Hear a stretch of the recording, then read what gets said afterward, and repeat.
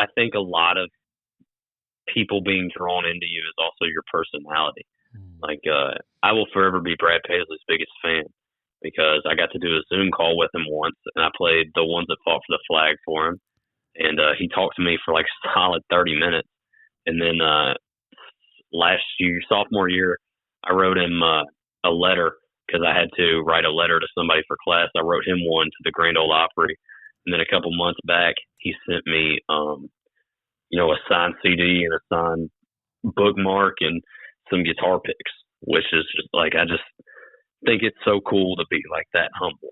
There's a lot of people that aren't when they get to that point. So here's to the ones stood their ground, the ones never backed down, the ones that did what they had to do, ones that fought for me and you, ones that left it all behind, the ones wore the stars and stripes, the ones that never came back. Let's raise a glass to the ones who fought for the flag. Hello, everyone, and welcome to Living in the Limelight. I'm your host, Jay Huller. As a quick reminder, please follow us on Instagram at Living in the Limelight Show and check out our website at livinginthelimelight.com. And of course, you can find our podcasts through all the major streaming services, including Spotify and Apple Podcasts. Check us out also on YouTube at Living in the Limelight Podcast.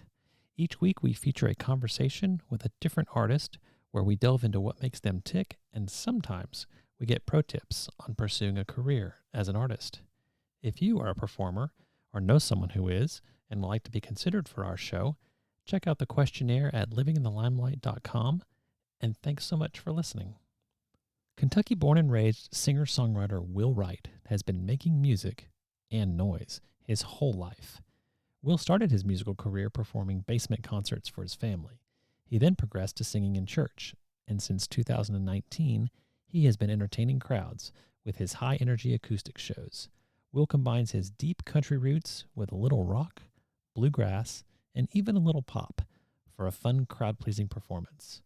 Will wrote his first song titled The Ones That Fought for the Flag following an 8th grade school trip to D.C.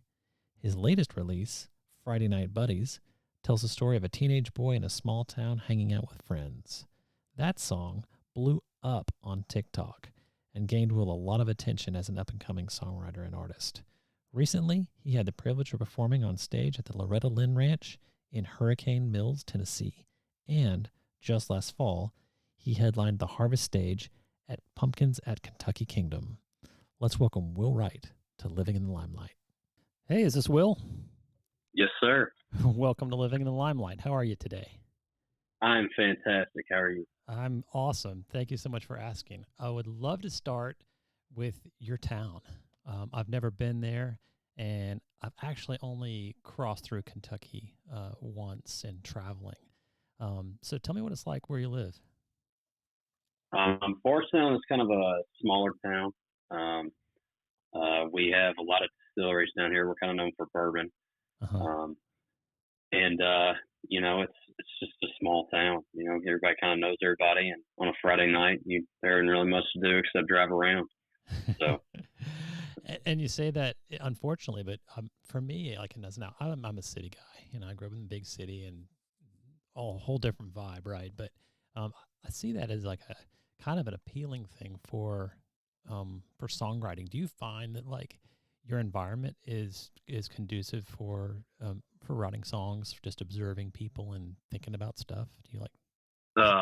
Yes, sir. Kind of living in a smaller town, you get a lot of good songwriting stories and things to kind of base stuff off of, for sure. Absolutely. And you're finishing up high school now, so you've got kind of the young perspective, and I would love to talk about that because I've talked to several performers that are on the young side and some are older. And what is it like for you to sort of look forward at this growing music career of yours and like envision what things are going to be like compared to what they are now? Or like how do you feel? Do you feel anxious? Do you feel excited? What emotions are going through you as you're like wrapping up high school? It's kind of all of it. I'm anxious and excited at the same time. It gets kind of stressful still trying to balance school and balance, trying to record songs and trying to get gigs and kind of do stuff to get your name out there at the same time. Mm-hmm. And then sometimes, I've been trying. I tried to start early so I could get an early start, so I wouldn't have to start later on and kind of maybe have a plan by the time I'm out of college.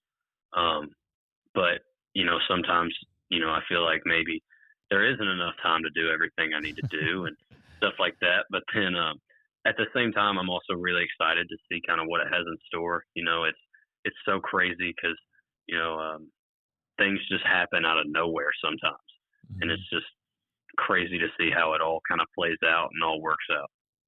Yeah, I hear you, and I see it a lot with different performers. That you're right. Something could just happen. A phone call could happen, or a song just is killing it, in online, and people are loving it.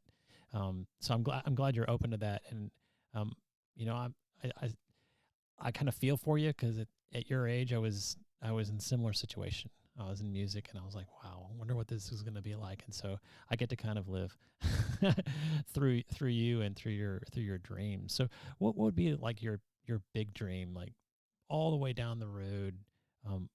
Is this it for you? Like being on stage, doing your own music, huge concerts. What would it look like for you? What would be your ideal, like your dream? Man, I have like one of my biggest heroes is Morgan Wallen, for sure. And I know he's still kind of early in his career, but just the way he took off and the way that he plays shows and just has this unexplainable hold on people. And like anything he does, everybody's watching and paying attention. He's got people looking up to him, and kind of like a Garth Brooks thing, where when you play a show, you have the entire crowd in the palm of your hand.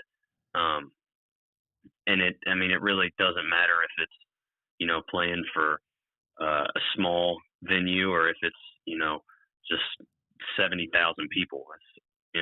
It's kind of course, 70,000 is the dream, but like, it's really just to have a good fan base and people that like the music for sure.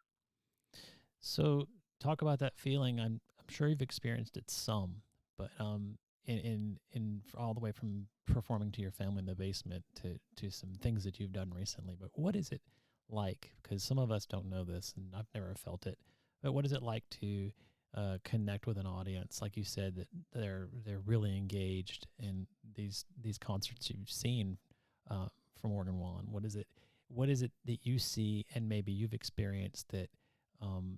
What does it feel like from inside as the performer? Because like we listen to you guys, we watch you guys, and appreciate and clap and get the music and all that, but I have no earthly idea what it's like to be on your end. Right? What are you looking at? What are you feeling when you play your music and people really like it?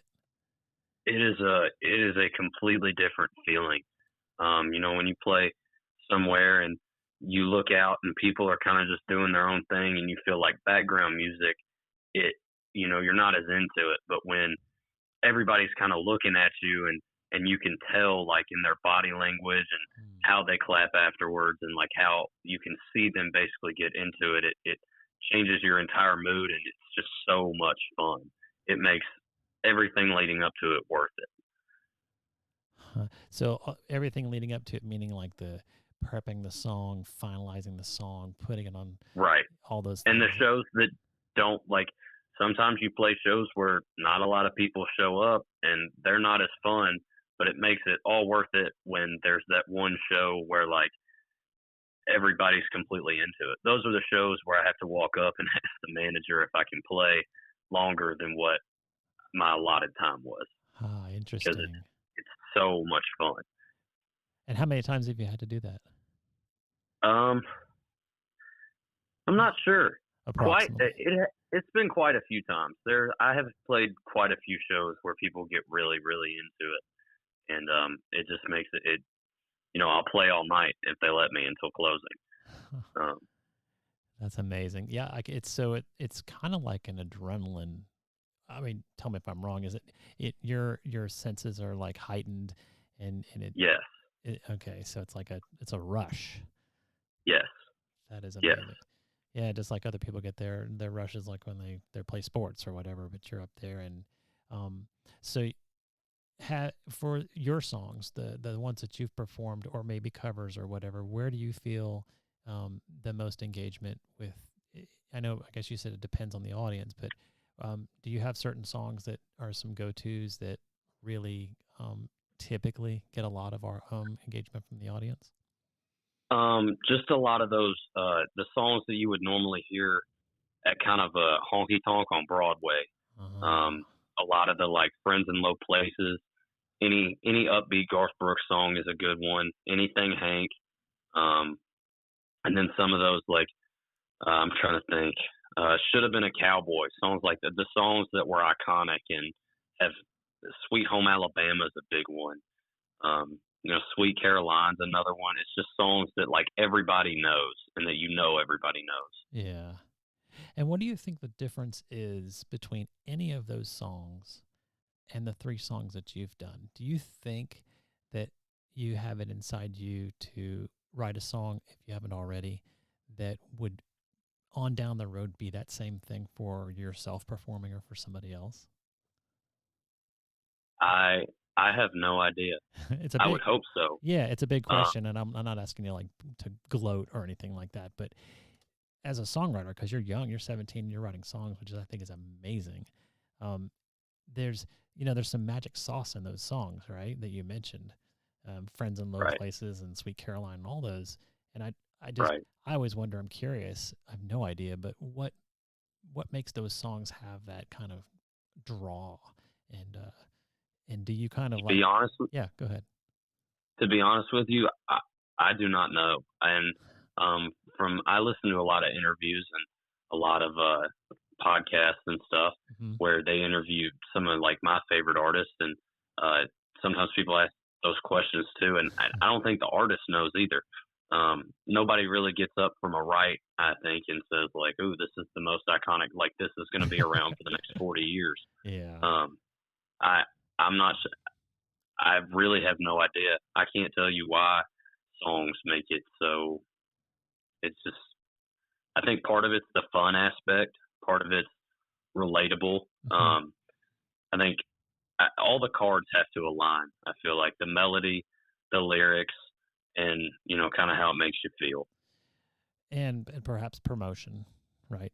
Yes, promotion's also a big one. Yeah, get some of that in people's ears, and they go, "Oh, that sounds good." Well, I mean, I've listened to your music. I've listened to the three songs, and at 17, I think you have a bright future. And I'm no expert. I don't live in Nashville, but I love music, and your songwriting is great. So I think keep listening to those podcasts and keep studying those artists and figuring out. You're right. There probably isn't a magic sauce, because if somebody knew it, they would be cranking out hit after hit, right? But right.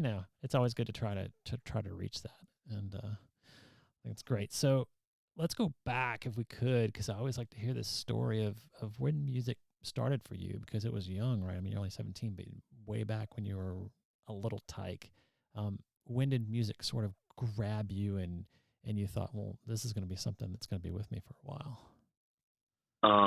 To be honest with you, I have been singing since, it's like just singing kind of in the back of the car and, stuff like that. And music has always kind of stuck with me. Like most kids wanted to listen to like Wheels on the Bus and stuff. And I was sitting in the back of the car at 3 years old, listening to Whiskey Lullaby. Like that's what I wanted to hear. Interesting. And music, lyrics have always stuck with me. And then one day I wanted to learn to play guitar, because Brad Paisley did it, and he was my hero. Mm-hmm. And so I started playing guitar, and it was rough at first. I did not like it at all, because I couldn't play. I think I expected to just pick it up and be able to as does everybody. Yeah, be able to just have, like, I wanted to play the hardest song possible. But and then, after a couple years, it eventually all just kind of clicked, and it all made sense, and I figured it out. And then I learned piano, which isn't my favorite thing to do. But I've really gotten into that probably over the past couple of years. I really enjoy playing piano now. Mm-hmm. Um, Is piano, in terms of time, how much time have you invested in guitar over the years? Like how many years? I have no idea. I started playing when I was 6, I believe. So, I mean, off and I've been on. playing for, 11 years. There was a period of time where I did not put very much time in it, and then there was a period of time where it's kind of off and on. Yeah, I mean, there was a time when I didn't put much time into it. I didn't want to practice. I didn't want to do any of that. And there was a time where every day I'd sit in my basement and just play guitar for hours and hours and hours. Oh wow! And piano is. Do you see piano as moving in a similar like trajectory where it's going to have its ups and downs, and you're like, I'm into it now, but I'm not? Yeah, I wasn't a huge fan of piano either until I realized.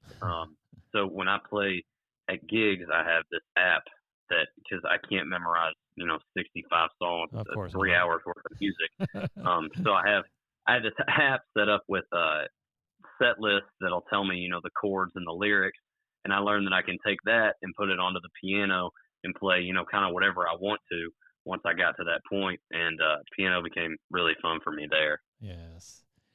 And I don't know if that is so past you now because you do it a lot, but for the layman like me, for us, the fan, that's an insane talent just right there to run something through an iPad and see it and go, okay, well, I can play that. It's like decoding a book or something, and you're the reader, and you're like, oh, I can do that, and it has opened up your entire world to music that's already there, and you can replicate it with very little effort. I appreciate that about you, and I appreciate that about any artist that can do that, because it's an unrecognized. We see you guys up there and do it, but I know what's happening. I see you guys like interpreting that, and I think it's insane. So I'm so glad you can do that. Well, thank you. Absolutely. So balancing your life, and you're the ideal candidate to answer this question, is got to be hard because you've got school, you've got future, you've got music clearly in the forefront, social aspects, I'm sure, because judging by the Friday Night Buddies song, the story there, it's a story that you see in every high school, right? Kids going to hang out on the weekends and have some fun. How do you manage all that? Do you have to like purposely jot it down or keep it in your phone and keep reminders, or are you just kind of natural at, well, I want to do this for a little bit and do this, and it all kind of works out? It's kind of just a natural thing. I mean, a lot of the time it does get kind of difficult. There's some weekends where I don't really get to do much. I go and do my thing for 3-4 hours every night, and then I just go home. I don't really get to hang out with friends sometimes, but and then there's some weekends where I somehow make it work. I go play a gig until 10 o'clock, and then I go show up at somebody's house and hang out there for a little bit. But I just kind of just prioritize it, and then in the summer is really when like the gigs start to take off. So that's kind of when during the winters when I hang out probably with friends the most, because there's not as many shows going on. Right. It's kind of like, it's basically like an off season. And then when summer hits, that's when I have to start prioritizing, like, do I want to go on vacation this week, or do I want to play, 4 shows? Gotcha. Or, just stuff like that. It's definitely difficult to balance it all. But somehow it just kind of naturally works its way around. Yeah, that's good. Yeah, and it's a huge skill, because throughout your adulthood, you're going to be having all those balls in the air, and how am I going to juggle this? I definitely don't do it all myself either. I have a lot of help from my parents managing all my calendar dates and all that kind of stuff. Oh, that is very nice to have. Oh yeah, if I had to do it all myself, I think I'd get really stressed out, and it wouldn't pan out as well. Well, we will say a thank you to your parents too, because I know how that opens you up to be able to be the creative. You can do the creation and do the art part of it instead of the administrative part. So for sure. Yeah, that's so cool. Well, let's talk about your music a little bit. You're a Spotify verified artist, and I haven't asked this on the podcast yet, but for those of the people listening to this program who are not verified and maybe like, oh gosh, that's an impossible task. I don't think I want to even try. And it's a badge of honor. Like, it's huge. What was it like for you to go through that? Can you give anyone some advice on how to become verified?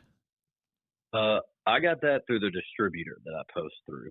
Okay. So I go through DistroKid online, and I paid for it. They just gave it to me. It kind of came with my package. Got you. So I had actually no idea that that was an option too. So for those that don't want to do the steps that Spotify lists, you can kind of outsource it to DistroKid. Yeah, I'm going to be honest. I didn't even know being Spotify verified was a big deal. I thought that just kind of came with it. No. It's super. It is. And I hear artists talk about it all the time. They'll post, oh, I got verified. I'm so happy. And maybe they did it in a different route. They put some minutes or hours into doing it, and it was more of a chore. But well, now I feel like I've cheated. No, because you have it, and that's the badge of like recognition. Now people will come to you, and so however you got there, I mean, you didn't get there in an illegal manner, so that's good. Yeah, that's true. You have it, so be thankful. Absolutely be thankful, because that's going to be one of the things that people look for right away, and that's why I brought it up. It's like, oh, Spotify verified, congratulations. So own it. You should be proud of that. Sure. But let's talk about, I don't know, we'll go Friday Night Buddies first. And I was looking at the dates. You've released 3 songs in 2022, and I think I saw that you're maybe going to have one perhaps in May of this year. So that's a fair amount of music coming out, like we said, in your young life and in a short time span. But anyway, walk me through what Friday Night Buddies was about. Where did it start? And when did you record it? Anything you can kind of touch on would be great. Man, Friday Night Buddies was crazy. It's such a crazy story for a 17-year-old kid. I mean, I was 16 at the time. So I came home one night. For some reason, I wasn't staying at somebody's house. I was out doing something, probably something stupid. And I came home that night, and I sat down, and it just popped in my head. And I kind of wrote the first verse and the chorus down. And the first thing I do whenever I write something is I have a group of, like, a circle of people that I call. And I called, it was late, so I couldn't call my grandpa. He was asleep. So I called my dad, and I called my buddy, and I showed it to them, and they were like, oh, that's good. That's pretty good, dude. Then I finished it, and, I played it at a gig or two, and people seemed to like it. My friends all liked it because it was about them. Mm-hmm. So they thought that was cool for sure. Of course. And then I recorded it the next month, which was crazy because I don't know anything about recording or production or anything, but I just happened to have gotten all the equipment. And I recorded the acoustics, the electric guitar, and then the bass and the drums were made on a little MIDI keyboard that I bought with a drum pad on it in Logic Pro. Gotcha. And I mastered and mixed it all myself. That's probably why it doesn't sound, like the best quality ever.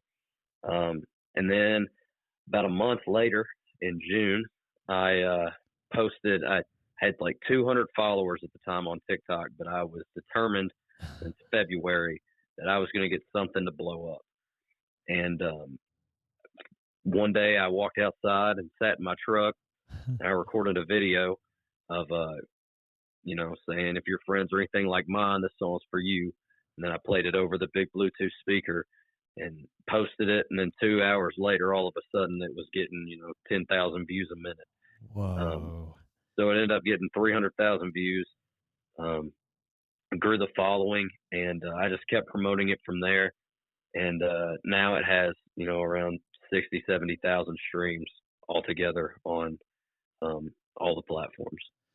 That's insane. So talk about that and guess, because I'm sure any artist would say, I have no idea. Like we talked about earlier, I have no idea why that thing blew up. But what do you think about that moment where you sat in the truck and you just looked at the camera and you played the song and kind of just, what do you think people saw in that for it to go viral essentially and to get all that traction?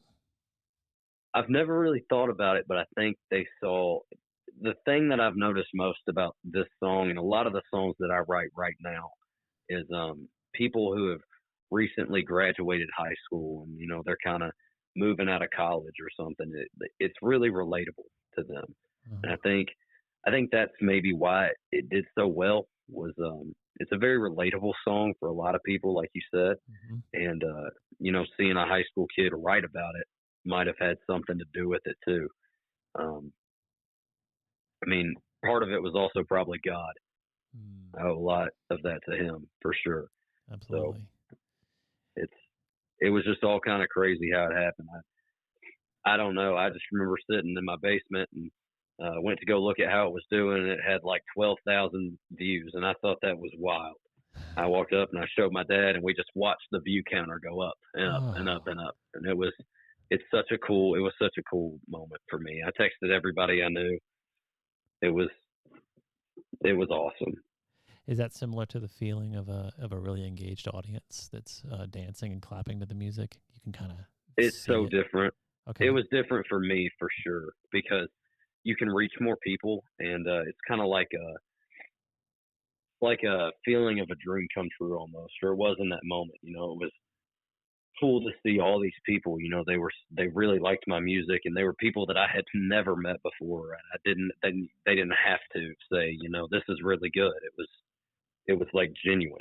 People really enjoyed what I was writing, and it was just a crazy feeling. I had to really take a step back and kind of take it all in for sure. Yeah. I know I've talked to some artists who've been on American Idol or The Voice or whatnot, and those kinds of environments can be similar too. Like, they've come from backgrounds like yours, and then they get on that stage with those cameras and lights. It's a whole new world with millions of people watching, right? So I admire you wholly for even being in that and being open to that. Those kinds of scenarios as an adult scare me. Like, that's why I'm not on stage, and that's why you're going to be the one on stage because you're tolerant of that, the ups and downs. And I read something that you wrote, and it said that coming out of the lows and going toward, the ups and downs of music, right, and coming out of a low point to you was kind of invigorating and exciting. Could you talk to that a little bit? A lot of my experience from the music career does come from TikTok. After that was kind of my motivation. I looked towards that a lot, as I think a lot of new artists do. Definitely in this kind of time period. So like I'd go on a really high streak where like my videos would all get like 10,000 views or something every time, and then I'd hit a point where like it'd be like 200 views or something. I'd lose so much motivation, and like then maybe that week I'd play a gig where nobody was there, but like the more I kept going, I would hit another high point, and I was like ready to go. Once I like hit that one thing that gave me enough motivation to keep like it was like something in me skyrocketed, and I was ready to go. So I feel, and then and then getting to do really cool experiences too is kind of a really high point. A month or two ago, I don't know if you know who Jameson Rogers is. No, but teach me. Well, he has a song, the Cold Beer Calling My Name with Luke Combs. He has that song. He's a songwriter. He's got some really good stuff. He's kind of a newer artist. He played at a Mercury Ballroom in Louisville, and I got meet and greets and told him I had a bet with my friends that I couldn't get on stage with him and sing a song. So I did. And then, walking on that stage and seeing everybody, it was a completely new experience. It was like I didn't sleep that night. I was so like jazzed about it. That was so cool. It's just stuff like that. It makes it all worth it. Okay. Do you have video of that? I do. Yes, sir. Oh, please. Yeah, if you'll send me a link to that, I'll put it on your page if you want me to, at livinginthelimelight.com, and we'll put it with all your stuff so people can see that experience, because that's awesome. For sure. That's really like the moments that kind of, like you said, the highs and the lows, but those are the moments that truly, I think, open you up to, well, shoot, I could own this stage. This could be me headlining. Right. Absolutely. That's it really definitely puts a new perspective in your head of what you're working towards. Like, oh, I want to do that again. You know, I've got to work so I can. Gotcha. So you reflect on those highs. Now, when something happens, it's low, say to 50 people come to a show or 20 people come to a show and you're expecting 400 or more. And it was right after you had 100,000 TikTok views on something. And that next day you've got a show and 20 people are there. So that's a low. Right.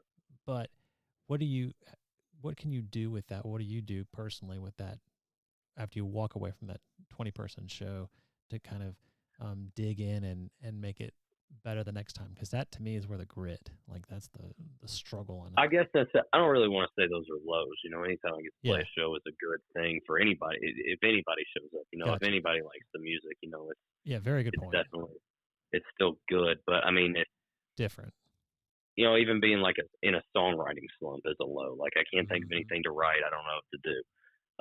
But you know, kind of just pushing through, I guess. I mean, a lot of it has to do with the fact that, you know, I've already got other things. I've got things planned that I can't get out of now, you know, like can't cancel this show. So I've got to go do that. And then like, maybe that show will be packed and it'll have the biggest crowd, you know, So I've seen. And then, yeah, and so every show is kind of a surprise for you.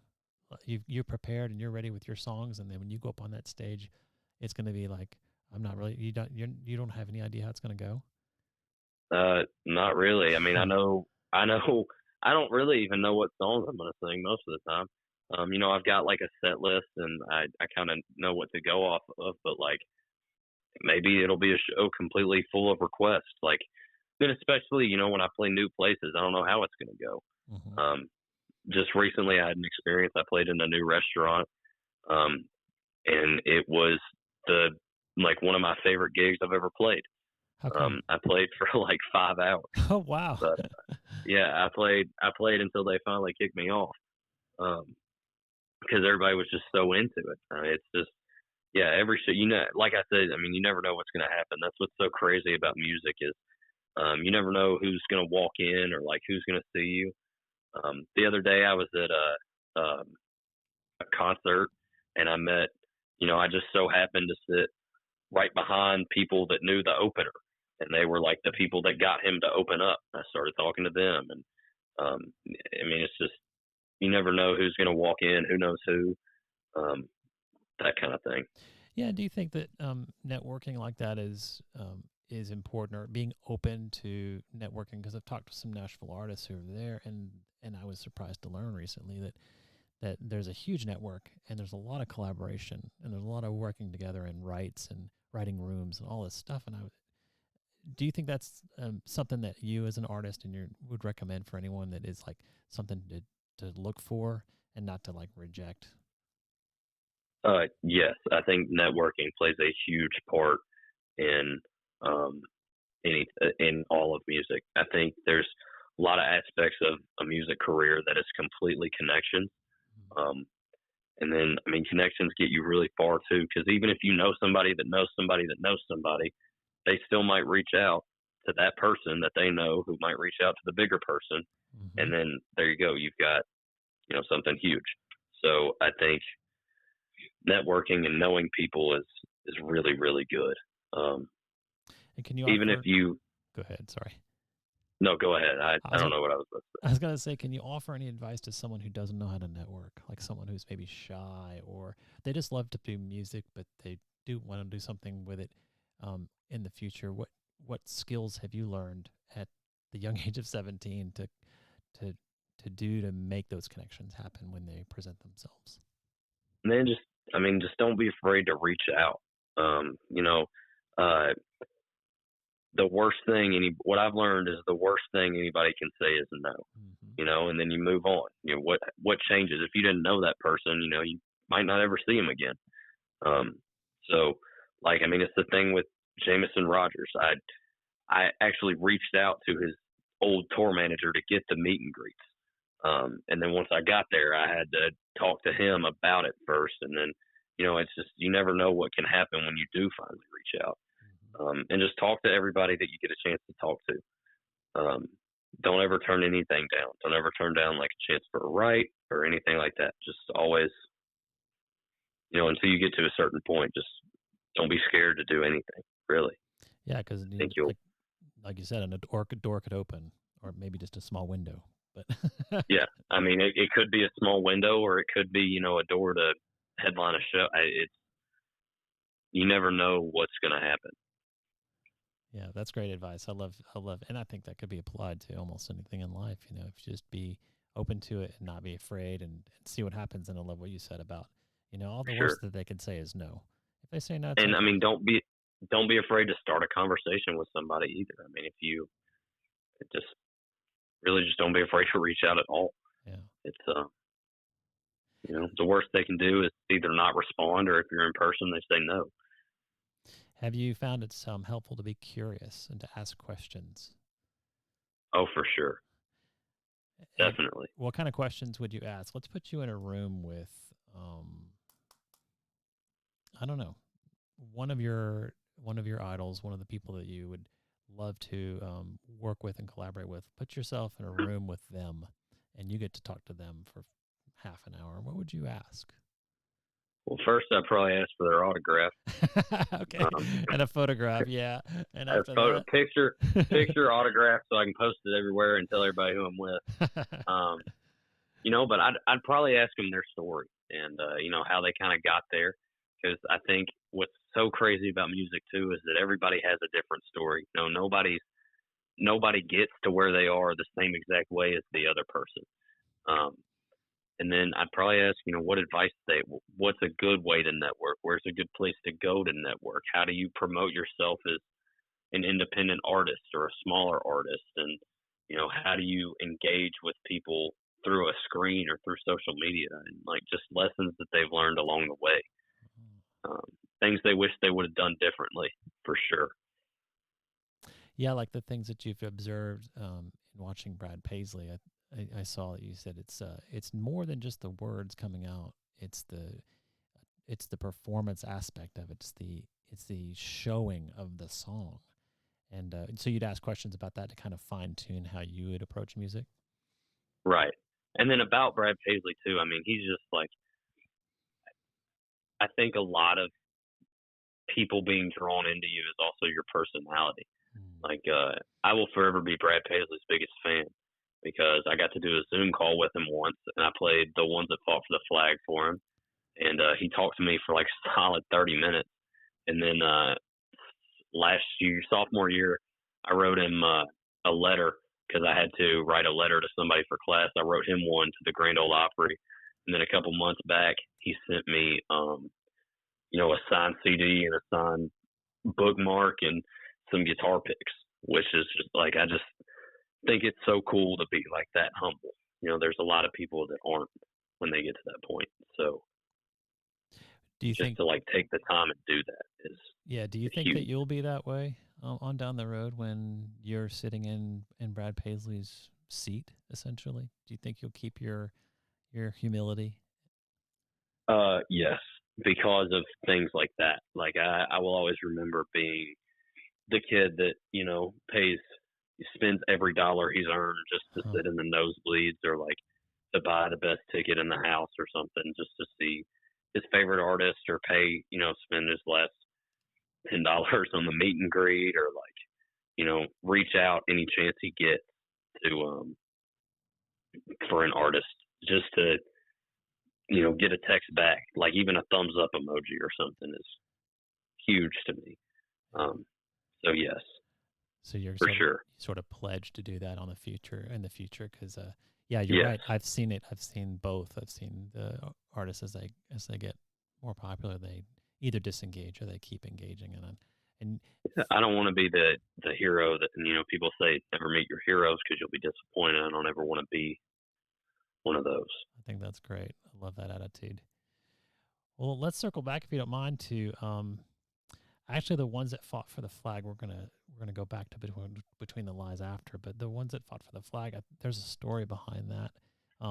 Clearly, Brad Paisley appreciates the song, but tell us where that happened and how it happened. That was the first ever real song I had ever written. I always said I wanted to write songs, start writing songs. And I tried a couple times, and they just they didn't make any sense, and they weren't really any good.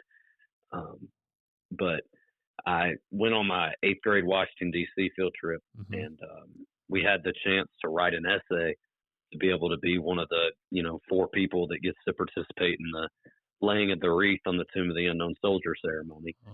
Oh. And I won the essay contest, so I got to do that, and came home, and I was like unpacking, walking around my room, and like the chorus line to that song just hit me, and I said, "Oh, I've got to write that down." So I wrote it down in my notes, finished unpacking so my mom wouldn't yell at me, and then I came downstairs and I wrote it, and I played it for my dad. He's like, "Wow, that's really good." Like I could just see it, and then I walked upstairs and I played it for my mom.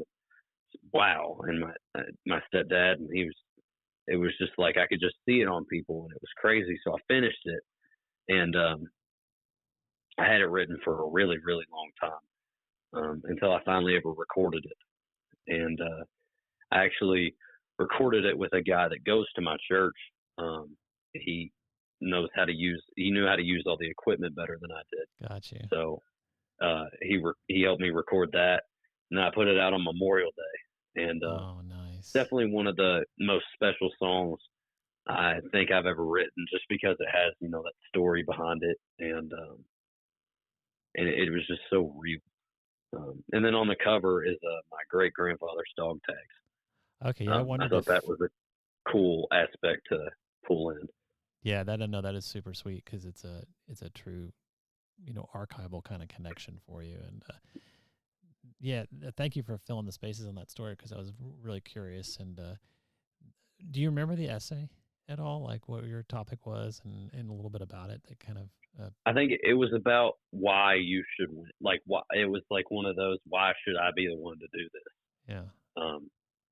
I come from a family with a lot of military background, for sure. My uncle's a first responder. My stepdad's a first responder. And there's other families or other people in my family that are first responders. And, I've just seen a lot of military appreciation firsthand, and a lot of appreciation for the people that, put their lives on the line to keep us safe and stuff like that. That's kind of what my essay was about. Well, I'm not surprised at all that they picked it, because that kind of spiraled into the song, which is, you're right, the reactions that you saw from the preliminary drafts from members of your family, right. It is a power. And I would say that a lot of that it's one of those moments where I said I owe everything to God. I think that's one of those things where I was put in that position. Like, I look back on a lot of the positions and opportunities that I've been put in, and I think like that was the reason I was put in that situation. Like, that was why it all worked out. I can 100,000% believe that, because the song has got a rawness to it, and it just like basically goes right to your heart with what it says. And to me, it's a super powerful message, and it's a message that can't be said enough times, right, to give that. And go ahead. That song, I mean, it doesn't have a lot of streams at all, probably because I haven't promoted it very well. But like I said earlier about the gigs and how people just, you never know what's going to happen. I was playing a gig one night, and I happened to play that song, and I saw a man and a woman in the kind of back table, and I saw them start to kind of get emotional. And of course, when I'm in the middle of taking a break, I kind of walk around, make those connections. And I walked up to talk to him, and he told me that he lost a lot of people that he knew as firefighters during the 9/11 thing, or during I don't know why, not the 9/11 thing, during 9/11. Yeah. And that was just crazy to see how, what you, like, your song affect other people and kind of hit them the way, like, my favorite artist songs, hit me. It's just wild to see all that kind of happen firsthand. Absolutely. And that's such a validation too, in a great way, for you to have produced the song and put it out, and in a sad and tragic way, because it's it's making him reflect on a deep, dark time in his life. But that is to me, like the connection. That's the magic right there, to be able to use music and art to bring two people together. Right. Yeah. And I love that you walk around on your break instead of just hanging out on the side. That's really cool. Well, that's another thing I kind of learned from, watching interviews and stuff. My parents helped me out a lot. They helped me get started, and they were like, this is kind of what you need to do. This is kind of how you need to act. Mm. And, I'm no kid at 13, listens to it like they don't know anything. Maybe with one ear and goes out the other. Yeah, my mom's a teacher, my stepdad's a cop, and my dad's a financial. What do they know about like music? Yeah. But watching interviews, there's one of my favorite artists and somebody I look up to a lot is Riley Green, and I've been a fan of his since he was a very, very small artist, like before his first album, long time ago. And watching one of his interviews, he said, like, in the meet and greets that he used to do, if he can walk around and talk to somebody about, what he's like duck hunting is his big thing. So if he can walk around and talk to somebody about duck hunting for 5 to 10 minutes, then they're invested in him. Like then they feel like they have a connection, and you've basically made a thing.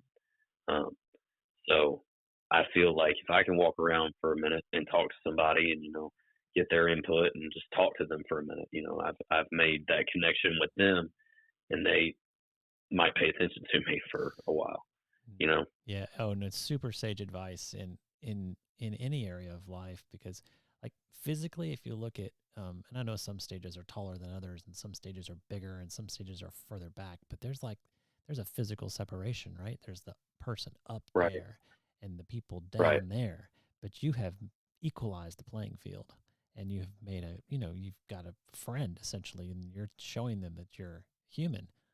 And and I've seen a lot. I kind of learned that lesson kind of firsthand too. When I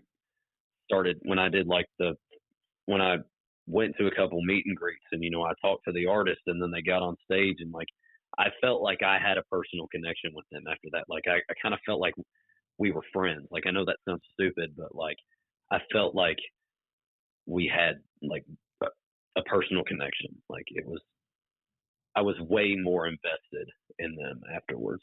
Absolutely. Yeah, no. And I think those are experiences that we all could benefit from, on both sides. Like you're as a fan in that moment, and as the performer in the other. Absolutely. I love that you do that. So gear wise, I like to talk gear sometimes. You have your go-to, mic that you mentioned in your notes. Do you want to talk about like what are your mainstays for things that you like to use, or are you just like, hey, you got a guitar I could borrow, or hey, are you kind of, you don't really care about that stuff? You just it all kind of depends. Okay.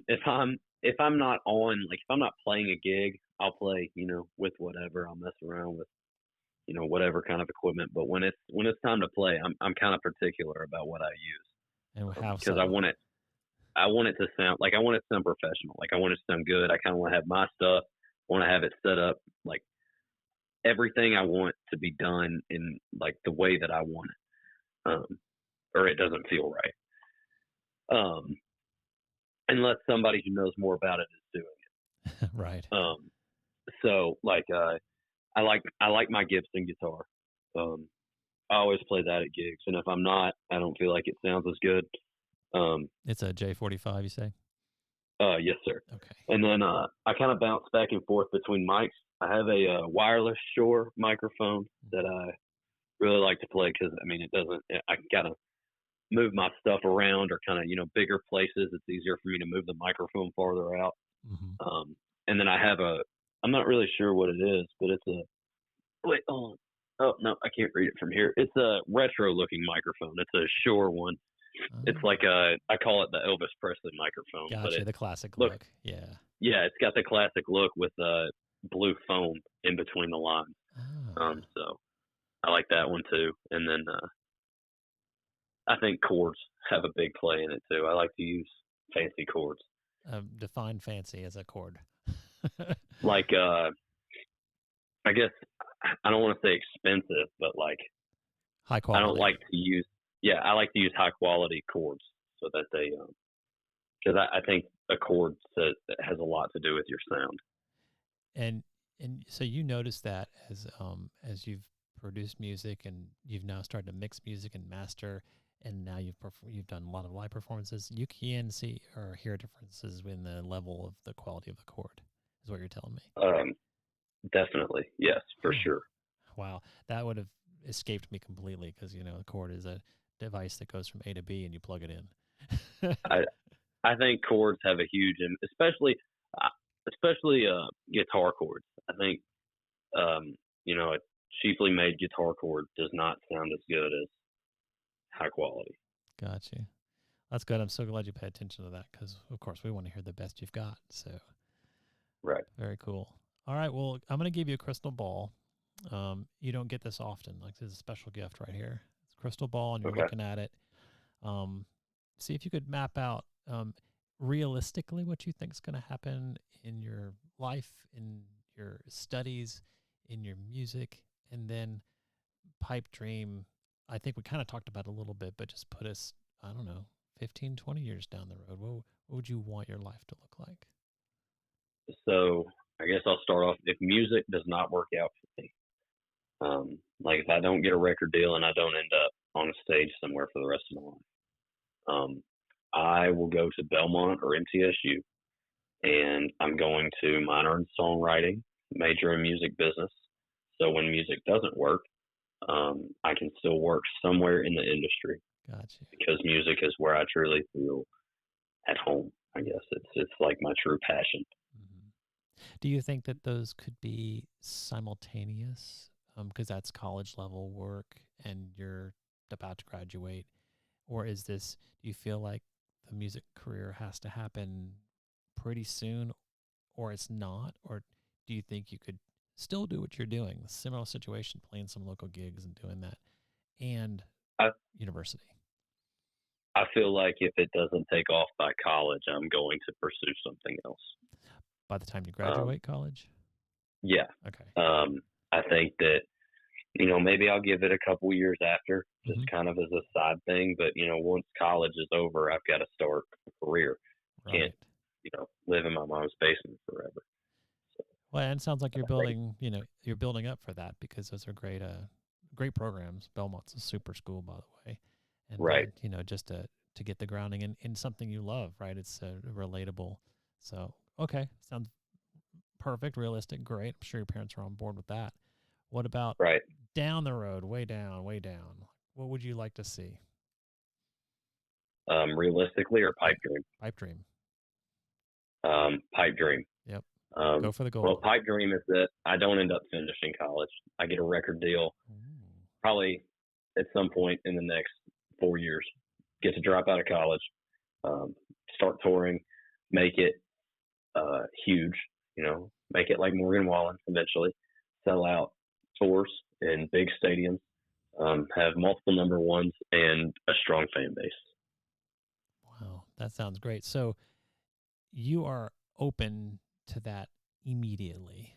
Like your podcast airs and some bigwig record producer listens to it and goes, who is this kid? And they dig into you and they find your songs and then you get a phone call. You're like, okay, let's go. You're ready, right? If it's right, it's right. Okay. I don't necessarily, I am ready at any point, but my parents are kind of, they want me to go to school. They want me to go to college and do all that. But I feel like if the right opportunity presents itself and it is perfect, then yes. Got you. And I would drop it all right now. That's a testament to your to you being where you need to be, because a lot of people, in my mind, they kind of fish around with like what they're going to do with their lives, and they don't understand. They're working it out and whatever, and that's great. It takes them longer, but for you at 17 to solidly know that this is going to be part of my life by one way or the other, I think that's very admirable, and it probably gives you a little sense of peace, because you don't have to think, oh, well, maybe I should be a psychologist. Yeah. Right? Yeah, that definitely is not. I'm just not, really interested. I can't see myself being interested in something else for the rest of my life. Yeah. Like I feel like music is definitely, I have to do something with music. Yeah, got you. No, you're spending, every last dollar on those meet and greets and those good tickets and all that, and that shows a lot. Okay, so we've got it. It's documented now. The world can hear, and I'm always a big believer in putting thoughts out to the universe, and just see where they land. So I hope that happens for you, because I love when dreams of any scale, get realized. So I'll be you and me both. Yeah, I'll be a fan in your corner and watching you along the way. Promise me this: if it does explode and you get the #1 hits, like you said, you're going to maintain that humility, that you will come back to Living in the Limelight and catch me up on what happened then all the way from where we are now. Would you do that? Let's do it. Fantastic. Well, Will, you're an amazing person. I don't even want to say kid, because you're not a kid anymore. You're a young adult.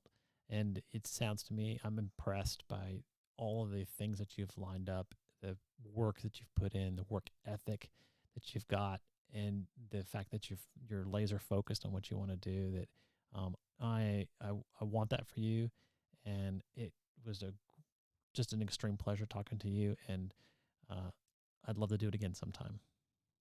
Yes, sir. Well, thank you for having me. I appreciate it. You're quite welcome. All right, we will talk to you soon. Take care, all right? All right. All right. Thank you. You too. You're welcome.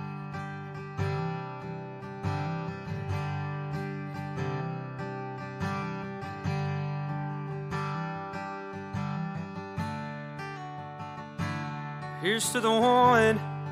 At 18 he left his town to follow his dream, fight for his freedom, his country, for you and me.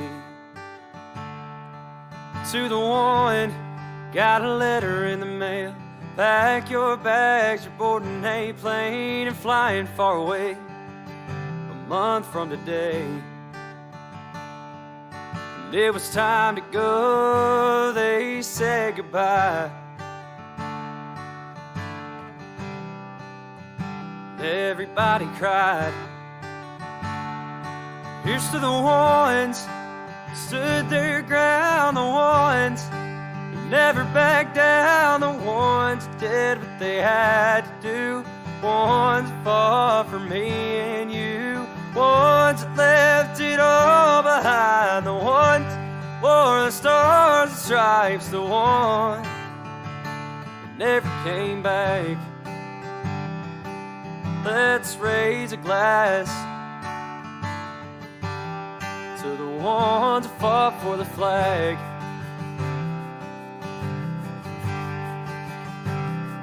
Here's to the one far away on a boat, counting down how many days to go till he gets to go home. To the one on the phone with mom and dad, saying their brother ain't coming back from Iraq. The ones that are out on foreign sand, ones with a folded flag in their hand. Here's to the ones who stood their ground, the ones who never backed down, the ones that did what they had to do, ones that fought for me and you, ones that left it all behind, the ones wore the stars and stripes, the ones that never came back. Let's raise a glass to the ones who fought for the flag.